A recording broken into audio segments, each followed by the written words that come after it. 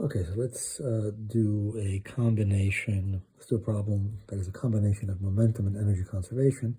So let's imagine that we have a wood block of mass m, and it's hanging by a string, and we throw some sticky stuff at it, and let's say it collides and sticks to this at speed v naught, but it also has mass m, so the mass is the same. So let's see, so obviously the system will rise and reach a maximum height. So it'll be something like that. It'll look something like that with the stuff stuck there. So let's figure out what that y value is.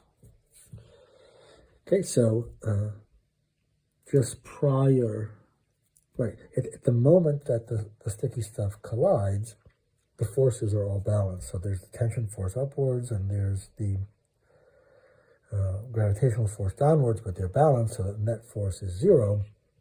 And so momentum is conserved, but right after that, there's a net component of gravity that's slowing the stuff, the object, what is this, putty and block system as it goes up. So momentum is no longer conserved, but energy is conserved after that. So momentum conservation, P conservation, states that m v naught is equal to the momentum after the collision, which is 2m v final, and so v final is equal to v naught over 2. That's the speed with which this thing starts to go upwards. And so how far up does it go? Well, it's now we have energy conservation, so we have energy conservation, and that takes the form 1/2 times the mass of the putty block system, which is 2m, times the speed, which is v naught over 2 squared, and that has to equal to total mass times g times this height y. And so here we have m v naught squared over 4 is equal to 2m g times y, and so y is equal to v naught squared over 8g.